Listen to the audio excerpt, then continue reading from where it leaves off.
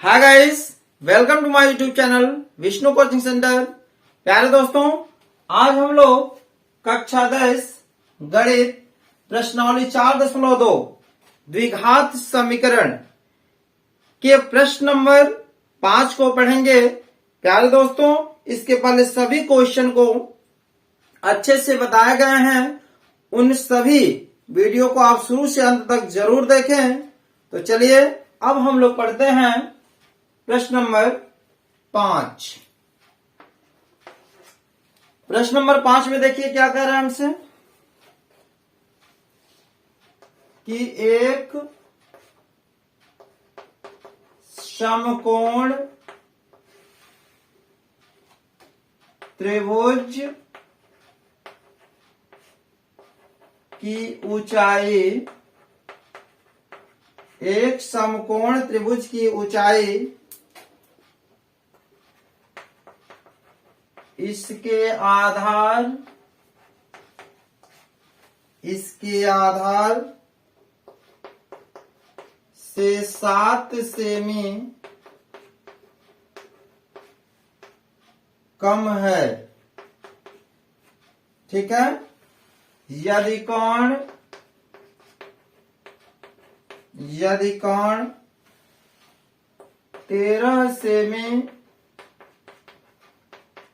का हो तो अन्य दो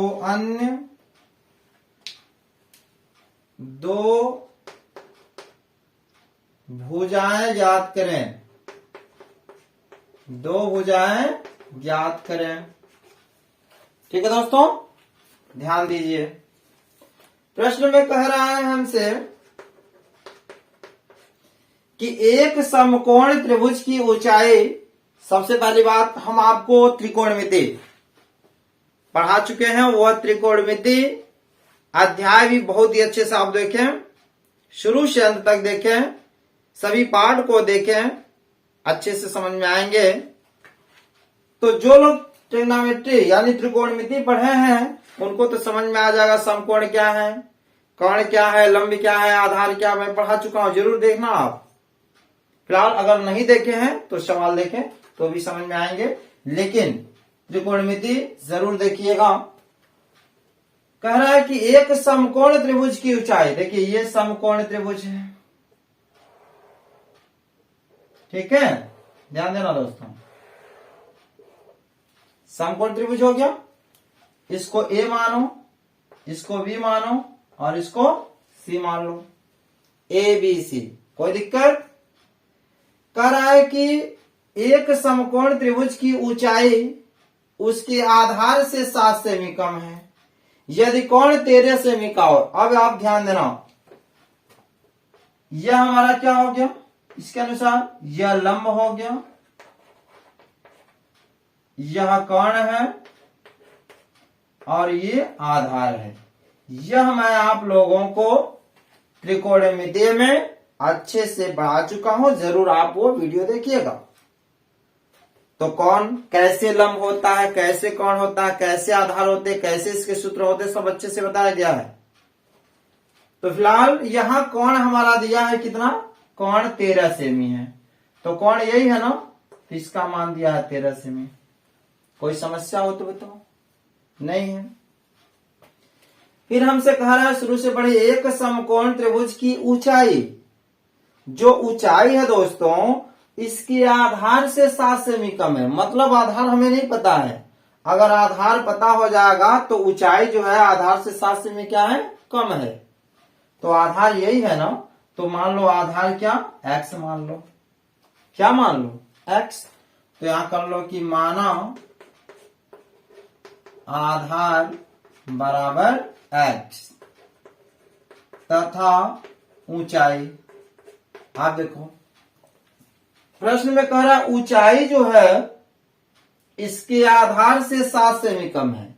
जो ऊंचाई है वह क्या है, आधार से 7 सेमी क्या है, कम। प्रश्न में कह रहा है आधार से 7 सेमी कम, तो आधार क्या माना गया है, x माइनस 7 से भी कम कह रहा है, तो 7 से भी कम, कम माने माइनस, तो x माइनस क्या हो जाएगा 7।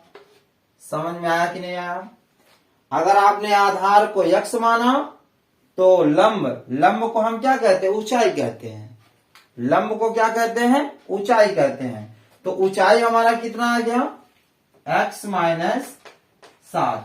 समझ में आया कि नहीं आया। इस लंब को हम क्या कहते हैं, ऊंचाई भी कहते हैं। समझ में आया कि नहीं आया।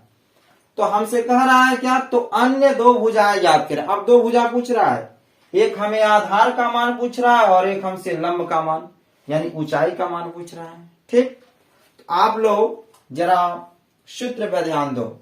आपको मैं एक सूत्र बताया था,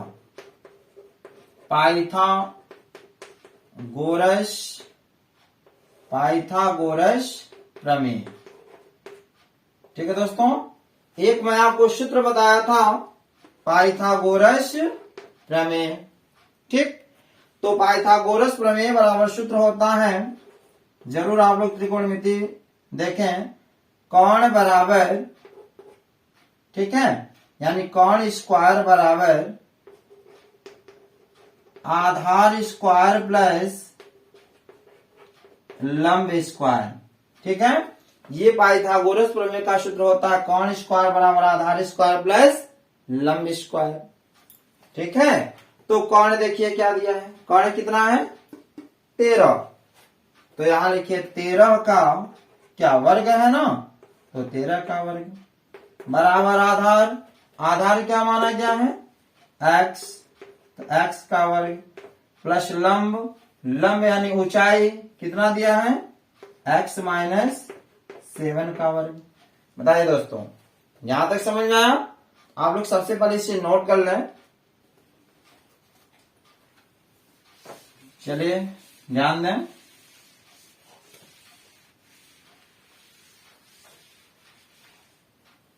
ठीक है, कोण 13 है। अब यहां से देखिए ऊपर लिख रहा हूं 13 का वर्ग, 13 गुणे 13 होगा तो कितना होगा 169 बराबर एक्स स्क्वायर प्लस, अब देखो यह a माइनस बी के होल वर्ग, इसी सूत्र पर इसको हल करो। जैसे सूत्र क्या होता है, a माइनस बी का होल वर्ग का सूत्र होता है a square plus B square minus 2ab। ठीक है, a square plus B square minus 2ab, इसी सूत्र से इसको हमको हल करना है। इसको a मान लो, इसको क्या मानो b मानो, तो सूत्र क्या होता है a स्क्वायर, तो a की जगह क्या है x, तो x का वर्ग प्लस क्या होता है बी स्क्वायर, तो प्लस बी की जगह क्या है 7, तो 7 का वर्ग, फिर सूत्र क्या होता है माइनस 2ab, तो माइनस 2 गुणे a का मान क्या है x, गुणे b का मान क्या है 7। समझ में आया दोस्तों, बोलो a माइनस बी के होल वर्ग पे इसको मैंने क्या किया, तोड़ दिया है। 169 बराबर x square plus x square plus 7 का वर्ग, 7 सत्ते 49 माइनस 2 सत्ते 14x। ठीक है, 169 बराबर एक एक्स स्क्वायर और एक एक्स स्क्वायर कितना होगा 2x square plus 49 minus 14x।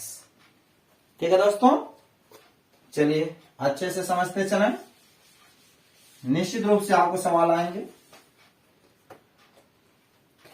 अब देखिए, या भाई x और x स्क्वायर वाला पहले होता है, क्या इसको पहले और इसको बाद में लिख सकते हैं, बिल्कुल 2x square plus 49 minus 14x बराबर क्या 169 लिख सकते हैं कि नहीं लिख सकते हैं, लिख सकते हैं।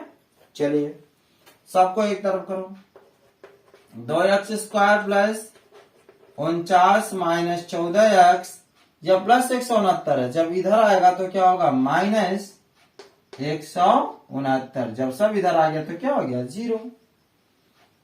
2x स्क्वायर, अब x वाले को लिखिए क्या है माइनस 14x और फिर इसको देखो, यह -169 और +49 है।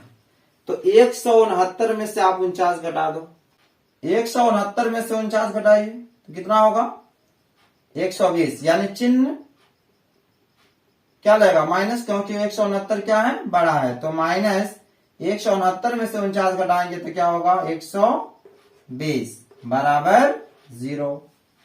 ठीक है।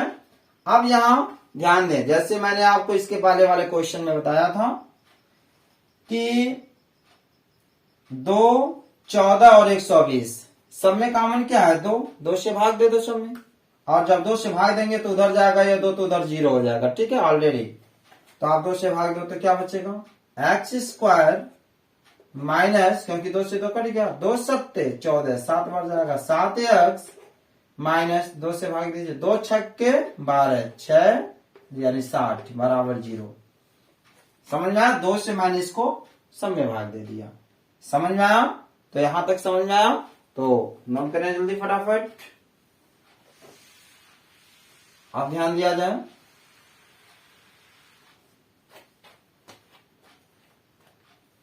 यही है ना, x² माइनस 7x माइनस 60 बराबर 0, यही है ना। आप ध्यान दिया जाए, लास्ट में क्या लिखा है 60। अब 60 का ऐसा गुणनखंड करना है, गुणा करो तो 60 हो जाए, और यहां माइनस है ना, घटा दो तो 7 आ जाए। अब वो कौन सी संख्या है 12 बचे 60, 12 में 5 का गुणा करेंगे तो 60 हो जाएगा, और 12 में से 5 घटाएंगे तो 7 हो जाएगा। समझ में आया? x² माइनस यहां लिखेंगे 12 माइनस 5 x माइनस 60 बराबर 0। गुणनखंड वाला वीडियो जरूर देखिए, मैं बार बार कह रहा हूं आपसे। x² माइनस 12x, जब ब्रैकेट के पहले माइनस हो तो 20 का चिन्ह बदल जाएगा, माइनस हो तो क्या होगा प्लस 5x माइनस 60 बराबर 0। अब 2 का जोड़ा बनाओ, इन दोनों में क्या कॉमन है x, x से x कट गया 1x माइनस क्या बचा 12, फिर 5 और 60 में क्या कॉमन है 5, 5 से 5 कटा x, भाग दीजिए कितना मिनट में कटेगा 12 बराबर 0। ठीक है दोस्तों।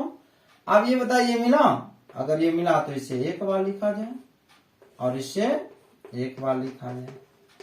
समझ में आया? यहां तक कोई समस्या होना भी नहीं चाहिए।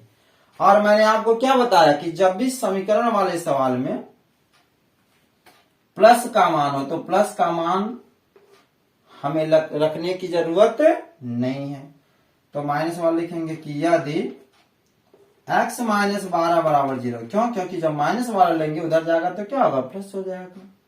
तो x बराबर ये माइनस 12 उधर जाएगा तो क्या होगा प्लस 12। x का मान कितना आएगा दोस्तों 12। और हमसे क्या पूछ रहा था अन्य 2 भुजाएं ज्ञात करें। कौन तो पता था, 2 भुजा क्या हमें नहीं पता, एक ऊंचाई नहीं पता, एक आधार नहीं पता है। तो हम आंसर लिख देंगे, आंसर आधार बराबर, आधार को हमने क्या माना था x ना, बोलो आधार को हमने क्या माना था x, तो x का मान कितना आया 12। ठीक, 12 सेमी, एक आंसर ये हो गया। दूसरा भुजा क्या है, दूसरा हमसे क्या पूछ रहा था लंब, दूसरी भुजा यही ना लंब या ऊंचाई को, तो लंब हमारा मान आ गया दूसरा। लंब को क्या माने हैं x माइनस 7, तो x का मान कितना है 12 माइनस 7, 12 में 7 गया 5 सेमी। समझ में आया दोस्तों। तो हमारा अन्य 2 भुजा यही आंसर हो गया, आधार हो गया 12 सेमी और लंब हो गया 5 सेमी। समझ में आया? तो इसे भी आप लोग अच्छे से नोट कर लें। तो प्यारे दोस्तों, आई होप यह वीडियो आपको बहुत ही अच्छे समझ में आए होंगे। तो अगर यह वीडियो आपको समझ में आया है, क्वेश्चन समझ में आया है, तो मेरे चैनल को लाइक, सब्सक्राइब और शेयर करना बिल्कुल मत भूलिएगा। प्यारे दोस्तों, अगली कड़ी में अगले क्वेश्चन के साथ पुनः मुलाकात होगी, तब तक के लिए धन्यवाद।